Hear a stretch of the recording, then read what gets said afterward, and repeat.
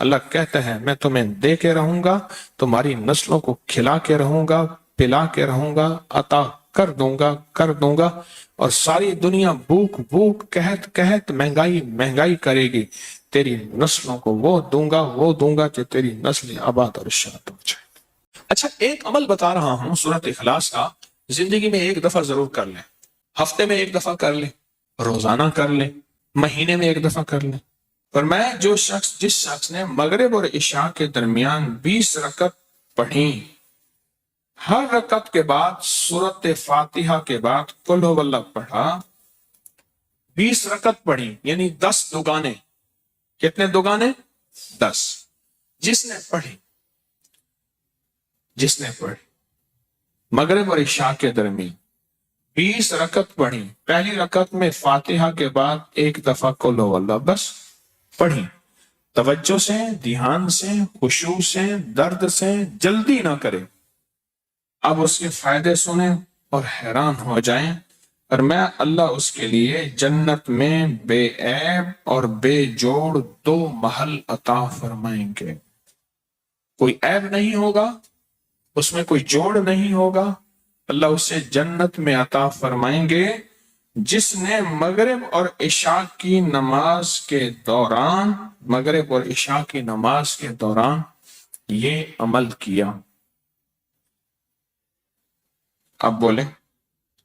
اور آپ نے فرمایا جس نے سوتے وقت 30 مرتبہ قل هو اللہ پڑھی، ہر عمل کا انوکھا فائدہ ہے،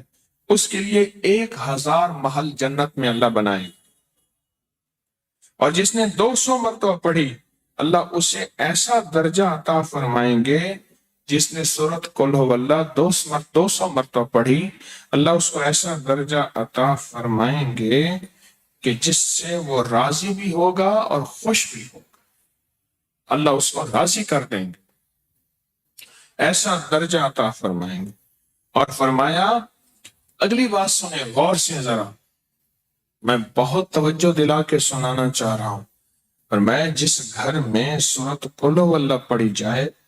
اس گھر والوں کے ساتھ ساتھ ان کے پڑوسیوں کو بھی نفع ہوتا،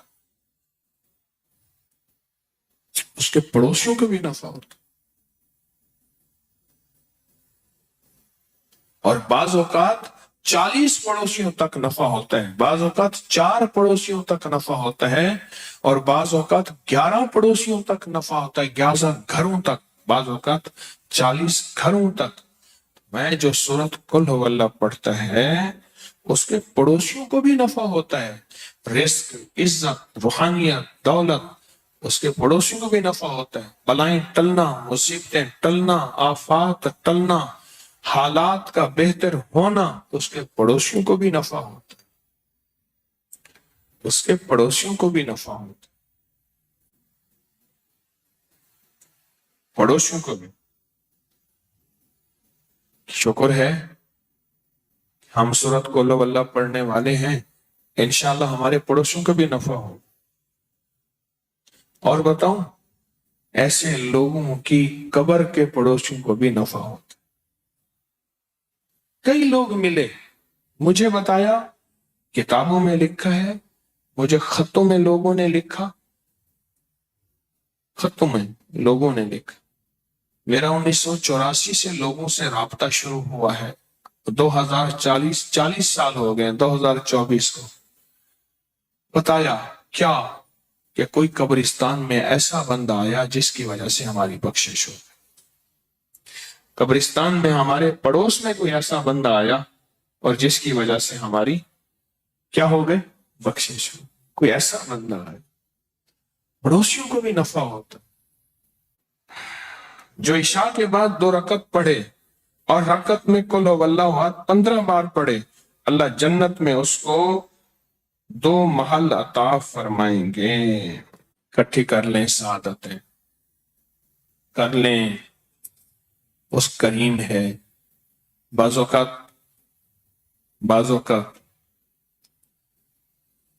میں ایک جگہ بیٹھا تھا، کہنے لگے میرے والد فلاں، میرے دادا فلاں، ان کی فلاں جگہ دربار فلاں فلاں فلاں، اور اس کا ایک کلاس فیلو تھا، ساتھی تھا،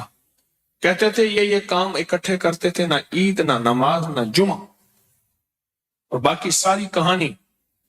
اور میں خاموش سن رہا تھا، اور میرے اندر آواز آ رہی تھی، اللہ کے وعدے تیرے ساتھ ہیں اور تیری نسلوں کے ساتھ ہیں۔ اللہ دے گا، وہ تیری مرضی ہے، اسے خیر پہ خرچ کر یا شر پہ خرچ کر۔ اللہ کہتا ہے سورۃ قل ہو اللہ پڑھو، اعمال کرو، تسبیحات کرو، یہ وظیفے کرو، یہ عمل کرو، یہ صلہ رحمی کرو، اور لوگوں کے ساتھ، رشتہ داروں کے ساتھ درگزر کرو۔ اللہ کہتا ہے میں تمہیں دے کے رہوں گا، تمہاری نسلوں کو کھلا کے رہوں گا، پلا کے رہوں گا، عطا کر دوں گا، اور ساری دنیا بھوک قحط مہنگائی کرے گی، تیری نسلوں کو وہ دوں گا کہ تیری نسل آباد اور شاد ہو جائے۔ میرے پاس ایک صاحب ہے کراچی کلفٹن میں، وہ اس وقت مالدار تھے جب کراچی کا ڈیفنس نہیں بنا تھا، صرف کلفٹن تھا، اور مالدار، پرانے مالدار، اور وہ ایک دکان پہ چار آنے ہوٹل کے، چاچا غلام علی تھا، اس کا ہوٹل تھا، اس کی دکان پہ 4 آنے روزانہ پہ مزدوری کرتا تھا، چائے کے برتن صفائیاں کرتا تھا۔ مجھے میرے زیر علاج رہے وہ زندگی کے آخری ایام میں، اس اللہ والے نے مجھے بہت کچھ سکھایا، میں ہر وقت سیکھتا ہوں۔ مجھ سے کہنے لگا میرا ایک نانا تھا، اور ہم وہ لوگ ہیں جن کے پاس گائے بھینسیں، ہم دودھ بیچنے والے ہیں، ہمارا خاندانی پیشہ یہی ہے، دودھ بیچنے والے، جانور کو بڑا کر کے بیچنا، ان کے بچے بیچنا، دودھ بیچنا، اور گوبر خشک کر کے اس کی بوریاں بیچنا، گوبر، ہم وہ ہیں۔ کہا کہ میرا ایک نانا تھا، وہ نانا جو ہے سارا دن تسبیح کرتا تھا، ذکر کرتا تھا، ان کے ایک پیر صاحب تھے، ان پیر نے انہیں کوئی ورد بتائے تھے، اور کہا مجھے جھولی میں لے کے کہتا تھا اللہ اس کو بخت لگا دے، اللہ میرے تسبیح وظیفے کی دعا اس کو لگا دے۔ کیوں؟ میرے نانا کی اولاد صرف میری اماں تھی، اور اماں کی اولاد میں تھا، تو نانے کا سارا ورثہ تھا میں۔ میرا نانا تسبیحاں کرتا تھا، نانا غربت میں مر گیا، اماں غربت میں مر گئی، ابا غربت میں مر گیا، غریب تھا تو 4 آنے روزانہ پہ میں ہوٹل پہ کام کرتا تھا، غریب تھا تو 4 آنے روزانہ چائے کے برتن، سالن کے برتن میں دھوتا تھا، پر کہا وہ دعائیں میرے کام آئیں۔ کوئی دوست آیا، انہیں میرے ساتھ چل، تجھے میں ایک کام کرواتا ہوں، کسی سیٹھ کے پاس لے گیا، رئیس تھا، اس نے میری صلاحیتوں کو دیکھا، اوپر سے چابیاں نیچے گر چکی تھیں، تالے کھل چکے تھے، دروازے کھل چکے تھے، بس میں نے دروازے کو ہاتھ لگانا تھا اور دروازے نے کھل جانا تھا۔ پھر سنایا اپنا واقعہ۔ یہ ماسکو روس کی کمپنی کرنسی روبل ہے، کیا ہے؟ روبل ہے۔ کہا میں ماسکو کے ایئرپورٹ پہ کھڑا تھا، میرے پاس نوٹوں سے بھرا ایک بریف کیس تھا، اور میں نے ایک ڈیل کرنی تھی۔ بریف کیس کھلا اور نوٹ ایسے بکھر گئے، اور لوگوں نے چننا شروع کیا، اور میں کھڑا ہنس رہا تھا، اور یہ بات اس نے کہی، سننے والا کہے گا مبالغہ کرتا ہے، پھر اس کے ایک جاننے والے نے کہی، اور نے کہا جی وہ مجھے کہنے لگا وہ پاگل سخی ہے۔ کیسے؟ کہنے لگا مجھے کسی نے بتایا، دیکھنے والے نے، ایئرپورٹ پہ اس کا بریف کیس گر گیا، نوٹ لوگ چن رہے ہیں، اور وہ خوش ہو رہا ہے، اور سارا بریف کیس خالی ہو گیا، تو بریف کیس وہیں چھوڑ دیا، اب خالی کیا کرنا ہے، چل پڑا۔ ایک منظر میں نے اپنی آنکھوں سے دیکھا، 2015 میں میرے ساتھ ایک کراچی کا رئیس اعظم تھا، وہ سگار پیتا ہے دنیا کا مہنگا، تو ہم ترکی میں تھے تو اس نے کھولا ایسے گرینڈ مارکیٹ بازار میں ترکی میں، اس نے کھولا نا، اس نے کھول کے ایسے منہ میں رکھا، دیکھنے والے نے ایسے حیرت سے دیکھا اسے، ترکی میں اسموکنگ بہت ہوتی ہے، ایسے دیکھنے والے نے ایسے حیرت سے دیکھا، اس نے آنکھیں پڑھ لی، اس نے آگے ایسے کر دی، اس نے لے لیا، دوسرے نے دیکھا، اس نے لے لیا، میرے کھڑے کھڑائے ڈبی ختم ہو گئی، پتہ چلا 50,000 کی ڈبی تھی۔ کچھ عرصہ پہلے میں نے انہیں یاد دلایا، پتہ چلا کہ وہ تو ایسی کئی ڈبیاں خالی کر دیتا ہے تو بظاہر سگار اور سگریٹ، لیکن دل معاملہ سخاوت کا بھی ہوتا ہے۔ بظاہر تو یہ ہے، بظاہر تو وہ نوٹ ہیں، چلو ہمارے پاس مال نہیں، ہمارے پاس کچھ چیزیں نہیں، ہمارے پاس بریف کیس نوٹوں کا بھرا ہوا نہیں، ہم لوگوں کو سورۃ قل ہو اللہ کے نفع تو بتا سکتے ہیں۔ جیسے اماں کو بتاتا رہا، اماں بوڑھی سادہ پڑھتی رہی، اور اماں کا وقت ایسا زبردست آیا کہ اماں کی آخرت بن گئی، اماں کو ہدایت اور کلمے کی موت آ گئی۔ آپ آج وعدہ کریں مجھ سے، میں بھی، کہ آج کے بعد ہم لوگوں کو بتائیں گے۔ میں کالج سے آ رہا تھا، کالج سے تو سیٹ میں بیٹھا تھا، مجھ سے پہلے ایک بندہ بیٹھا تھا، کاٹن پہنا ہوا، یہ مچھیں، بڑی سی پگ،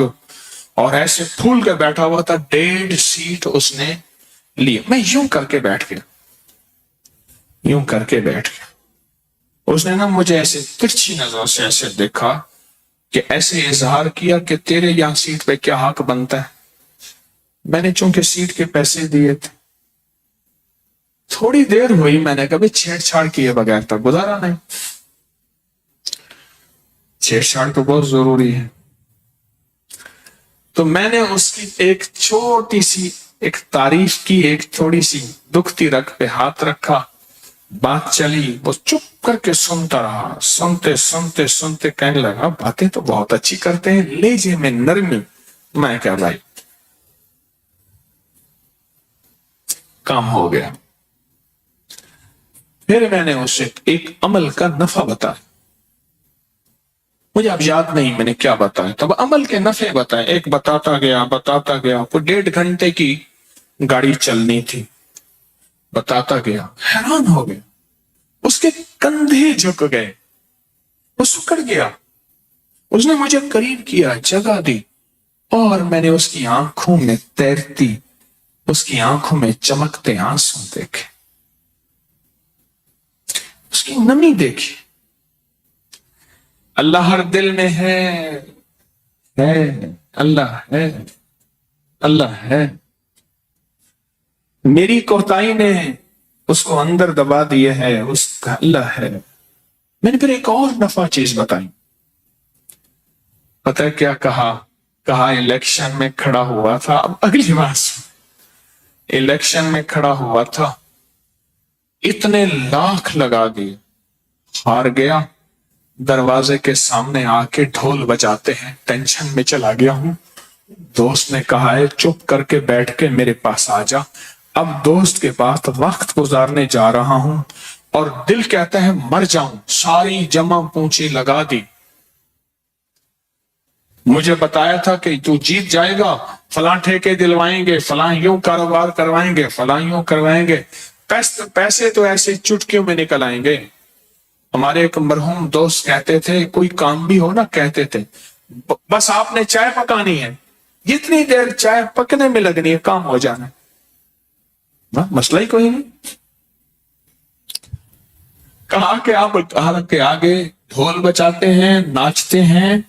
مجھے پریشان کرتے ہیں، زچ ہو کے ایک دوست کے پاس جا رہا تھا اور جی چاہتا ہے مر جاؤں، دوست نے کہا آ جا،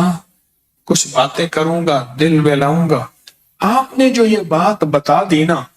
پتہ ہے اس نے کیا لفظ کہا دوست کے پاس جا کے میں نے سوچا تھا تاش کھیلوں گا،